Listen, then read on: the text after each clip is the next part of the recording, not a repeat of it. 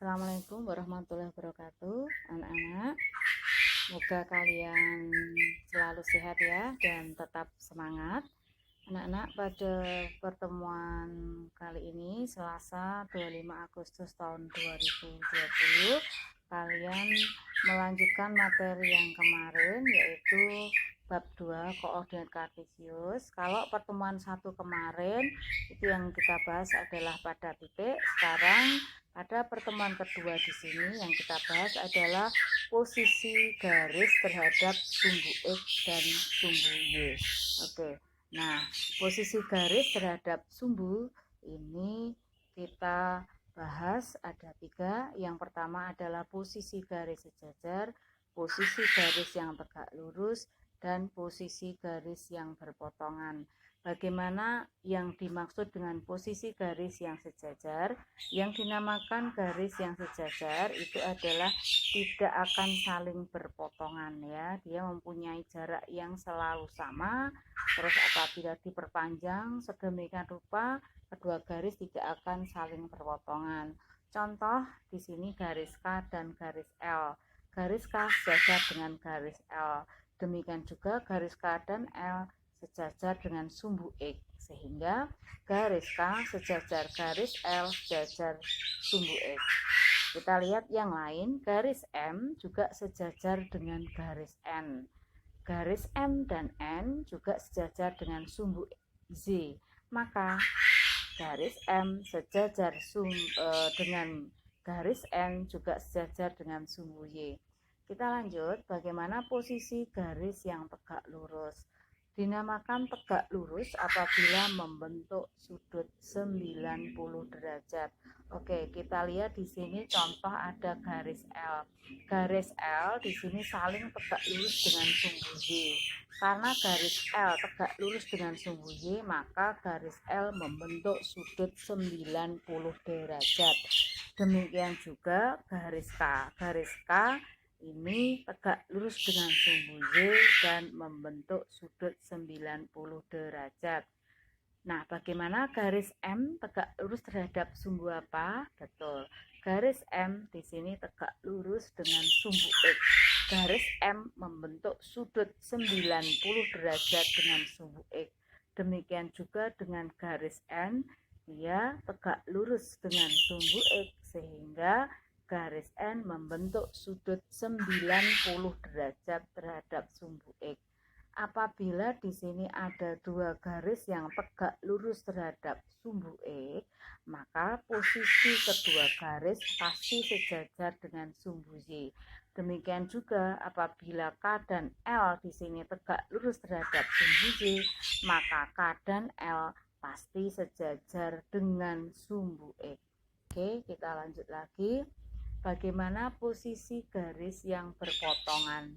Dinamakan berpotongan apabila memotong terhadap sumbu X dan sumbu Y.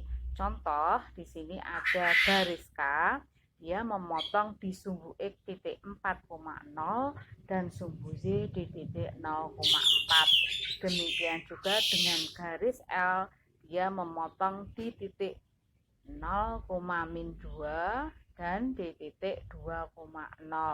Selain memotong pada sumbu X dan sumbu Y, posisi garis yang berpotongan itu miring ya anak-anak terhadap sumbu. Oke, kita contoh soal. Yang pertama, kalian disuruh mencari garis yang sejajar sumbu X. Oke, mana ini yang sejajar sumbu X? Betul, yaitu garis K dan garis M. Dia sejajar dengan sumbu X. Yang kedua, cari yang sejajar dengan sumbu Y. Ya, betul. Garis T ini sejajar dengan sumbu Y. Yang ketiga, cari garis yang berpotongan terhadap sumbu X dan Y. Betul, ada berapa garis? Ya, 2. Yaitu garis P dan garis N. Ini adalah 2 garis yang berpotongan. Nah, kita lanjut. Di sini ada contoh soal, ada 3 titik, yaitu titik A, titik B, dan titik C. Ya, titik A 3,2, B-nya 0,2, C-nya -5,2. Nah, titik ABC ini dilalui garis P. Nah, perhatikan, jika garis Q sejajar dengan garis P ya. Nah, ini misalnya ada garis Q di sini sejajar dengan garis P, maka bagaimana kedudukan garis Q ya?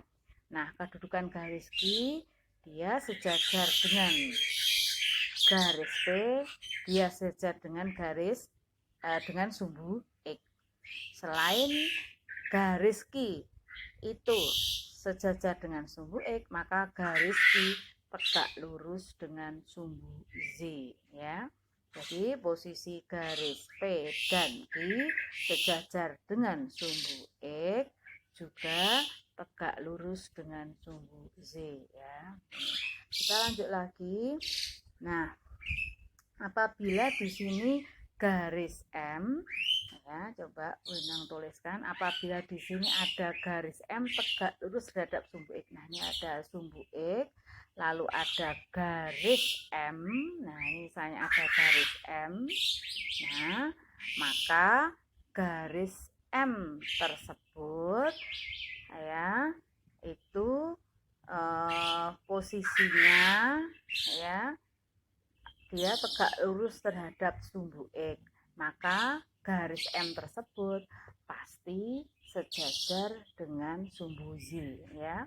Jadi apabila ada garis M tegak lurus terhadap sumbu X, maka garis tersebut atau garis M sejajar dengan sumbu Z ya, sejajar dengan sumbu Z.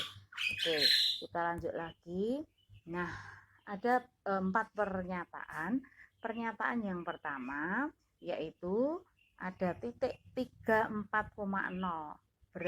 apakah berada pada sumbu X. Nah, perhatikan di sini. Nah, misalnya ini Bunda gambarkan di sini ada titik 3,4,0. Nah, ini apakah ini berada pada sumbu X? Nah, betul, ini berada pada sumbu X. Nah, jadi jawaban yang pertama itu betul. Sekarang yang kedua, ada titik min 3,2. Apakah berada di kuadran yang kedua? Min 3,2. Nih, min 3,2. Nah, ini posisinya di sini. Apakah berada di kuadran 2? Masih ingat nih, kuadran 1, kuadran yang kedua, kuadran yang ketiga, kuadran yang keempat. Ya, berarti jawabannya yang kedua adalah betul. Oke, kita lanjut yang ketiga, titik 3,-2. Titik 3,-2. Nah, ini apakah berada di kuadran yang keempat ya? Betul ya, berada di kuadran yang keempat. Pernyataan yang keempat, titik 0,-8. Nah, ini posisinya di sini. Apakah berada di sumbu X, anak-anak? Ya, salah ya, ini posisinya di sumbu Z, maka pernyataan keempat itu salah. Maka yang betul adalah 1, 2, 3 atau yang A ya. Oke, kita lanjut lagi contoh soal yang kedua. Anak-anak yang selanjutnya perhatikan di sini kalian disuruh mencari jarak terhadap 2 titik. Nah, ini materi tambahan. Apabila kalian menemukan ada 2 titik di mana titik itu mempunyai absis yang sama atau ordinat yang sama, maka kita bisa menggunakan cara cepat, yaitu dengan mengurangi yang tidak sama. Contoh, misalnya di sini A itu 0,4, B-nya min 5,4. Nah, ada angka 4 yang sama, ada ordinat yang sama. Ordinat satunya 4 di sini di titik A, ordinat kedua 4 di titik B. Apabila ada absis atau ordinat yang sama, maka kita tinggal mengurangi titik yang lain. Titik yang lain adalah di sini absisnya. Absis yang pertama 0, absis yang kedua adalah min 5. Sehingga 0 kurangi min 5. Jadi 0 tambah 5. Jadi sama dengan 5. Jadi jarak AB adalah 5. Nah, ini kita bisa cepat. Yang kedua, apabila ada titik yang absis dan ordinat tidak sama, maka kita menggunakan rumus jarak. Rumus jarak adalah akar kuadrat dari dalam kurung selisih dari X1 kurangi X2 kuadrat ditambah Y1 kurangi Y2 kuadrat ya. Nah, Bunda ulangi lagi, rumus dari jarak yaitu X1 dikurangi X2 kuadrat ditambah Y1 dikurangi Y2 kuadrat. Nah, yang dinamakan X1 di sini adalah absis di titik yang pertama. Yang dinamakan X2 adalah absis di titik yang kedua. Yang dinamakan Y1 adalah ordinat pada titik yang pertama. Yang dinamakan Y2 adalah ordinat pada titik yang kedua. Contoh ada titik C 1,2 dan D 4,6.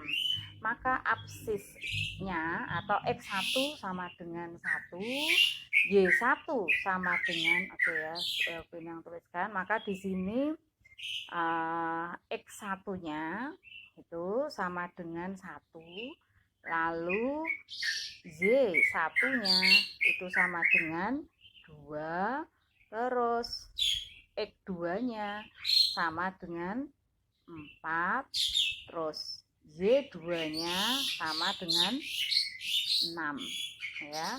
Lalu kita substitusikan ke dalam rumus ini ya, dalam rumus ini. Maka ya, ke dalam rumus ini maka hasilnya di sini adalah 1 dikurangi dengan 4 kuadrat, yang kedua 2 dikurangi dengan 6 kuadrat. 1 kurangi 4 kuadrat itu adalah min 3 kuadrat, terus 2 dikurangi 6 kuadrat adalah min 4 kuadrat ya. Terus kita cari 1 dikurangi min 3 kuadrat itu sama dengan berapa anak-anak? Ya, itu sama dengan 9. Sedangkan yang kedua di sini adalah 2 dikurangi dengan 6, 4 kuadrat ya. 4 kuadrat sama dengan 16, sehingga 16 ditambah dengan 9 sama dengan 25. Akar dari 25 adalah 5, sehingga jarak dari C dan D adalah 5 satuan. Demikian juga dengan titik yang ketiga, yaitu titik EF. Titik EF di sini adalah 10,24 dan 0,0. Maka X1-nya adalah 10, Y1-nya adalah 24, X2-nya adalah 0, Z2-nya adalah 0. Sehingga kita tinggal substitusikan ke sini ya. Maka 10 kita kurangi 0, 24 kita kurangi 0, masing-masing dalam kuadrat ya. 10 kuadrat adalah 100, lalu 24 kuadrat adalah 576, sehingga 100 tambah 576 sama dengan 676, akar 676 adalah 26. Oke, sekarang kita lanjutkan soal yang terakhir. Soal yang terakhir ini adalah soal hot anak-anak, yaitu kalian disuruh mencari jarak, setelah itu mencari skalanya. Langkah pertama yaitu kita cari jaraknya dulu ya.